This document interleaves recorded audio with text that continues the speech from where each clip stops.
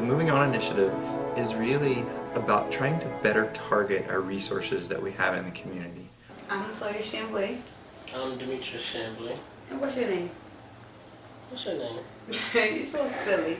And he's Demetrius Chamblee Jr.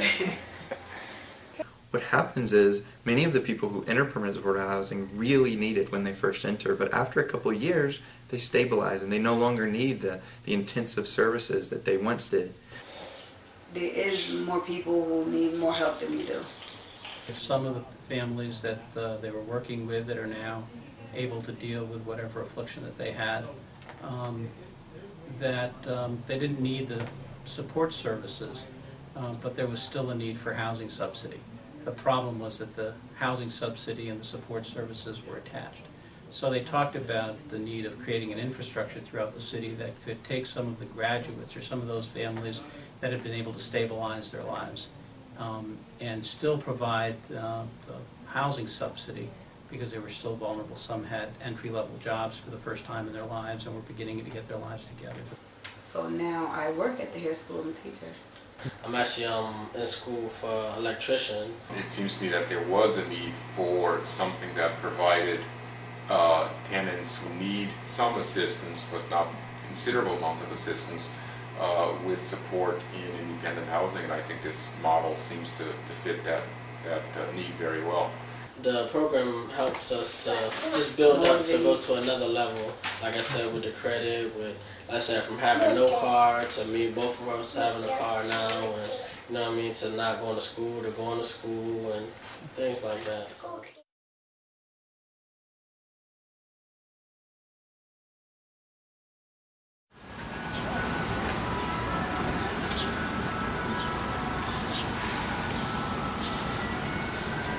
When they walk into the apartment, they're very pleased, and we've had a lot of requests for rentals. So this is going to be the living room. And I love the tile floor. This is the kitchen and the gorgeous countertop and the backsplash. I love the backsplash. You want to go play in the yard? And you just run from yard to yard. You think it's an acre. You would. You think it's an acre as much money as we have on the running from yard to yard. Catch. Good boy. Woo! What happens is once the person moves out, it opens up another spot in that permanent supportive housing for someone who is chronically homeless and really needs those intensive services. Where are you from originally? Bridgeport. Bridgeport. I was born in Puerto Rico, but I was raised in Bridgeport when I was 4 years old. Oh. Where have you worked in the past? I did I did construction like tennis court driveways. I did McDonald's.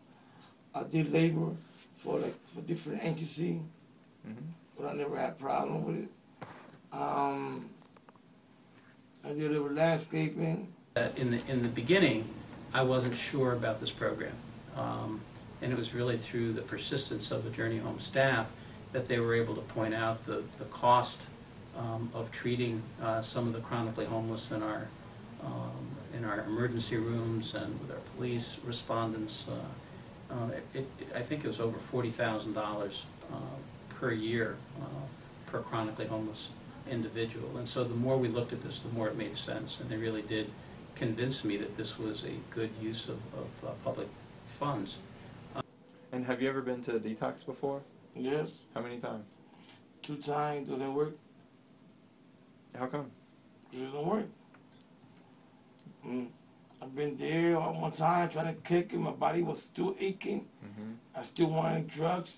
Yeah. I told them, "Oh, I'm sorry, I can't do nothing. We gotta wait for the doctor." I said, "You know what the heck? You got a doctor here for? Then you gotta wait for the doctor."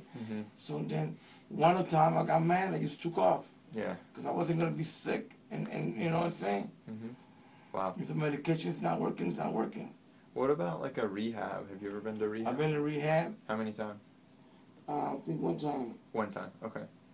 No, I've been in jail and out. Probably I was almost 20, 11 conviction. Altogether, it's be 38 years. My whole life in jail. 3 years here, 2 years there, 5 years here. 38 years total. 38 years total. Okay. In and out. I've been in Osborne, Cobb Robinson, Willer, Sabowski, the Old Cheshire, was a prison now. Corrigan. Bukowski.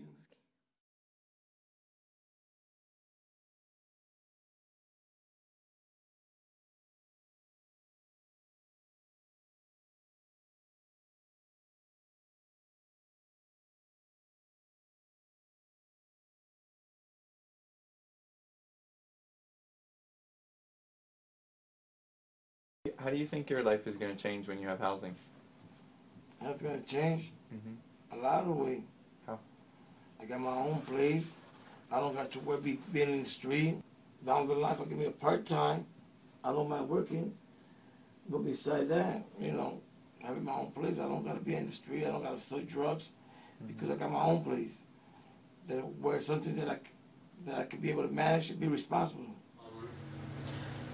Our ultimate goal is to move in a house, to be able to financially well off to move in a house and stuff like that.